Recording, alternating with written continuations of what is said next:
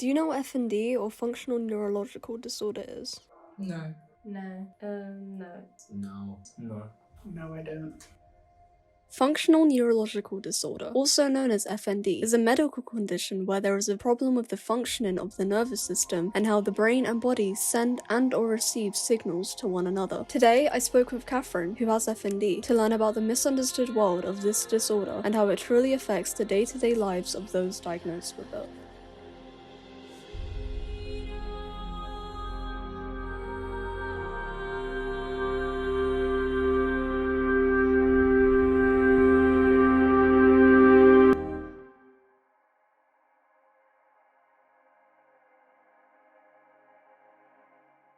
Hi, I'm Catherine and I have FND. In your own words, what exactly is FND, and how would you describe it for people who have never heard of the disorder? Where the neurons in my brain and the nerves in my body talk to each other and they communicate, and there's nothing wrong with either of them, but somehow along the way the messages get misinterpreted or miscommunicated or not understood or ignored. What symptoms do you experience with FND?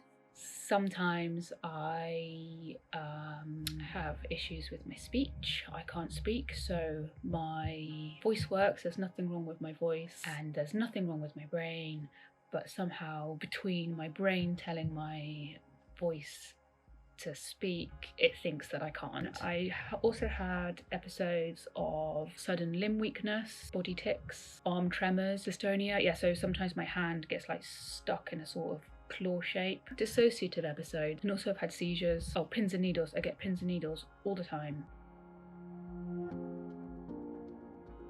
What were your experiences with receiving a diagnosis for FND? Was it a simple or a difficult process, and why do you think this is? When I was diagnosed, it happened suddenly. I had a paralysis-like episode, a dissociative episode, and I couldn't speak or communicate. They took me into hospital thinking that I'd had a stroke. I got the movement back in my limbs fairly quickly, but my speech didn't come back for 5 months, and I was diagnosed straight away.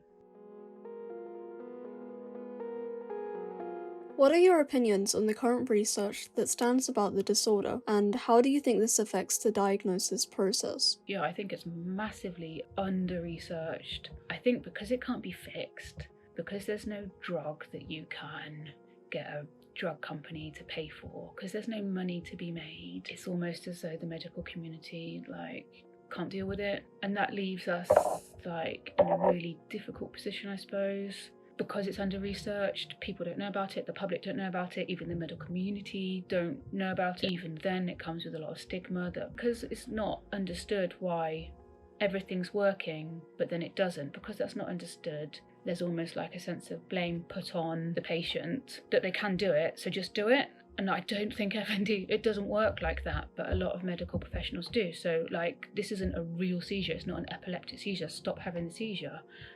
You can't talk, well you can talk, your brain works, your voice is working, talk. It doesn't work like that. I've tried to make myself talk. You can't talk. That then makes you feel worse, which then makes your FND symptoms worse, which perpetuates the cycle of here's a human asking for help here, and you're being told, no, not only are we not going to give you help, it's your fault. Just be entirely compassionate to the person that has got this, because as well as the functional symptoms that happen and occur, even when they're not occurring, there is a lot of stuff going on underneath the surface. Their history of how they've been diagnosed, or what else is going on for them, or just please don't judge on the days that I'm speaking and then tomorrow I'm stammering or can't talk at all, or just some compassion would be nice, and no judgment. And yeah, humans are really weird, complex beings, and it would be great if we could understand each other a little bit more.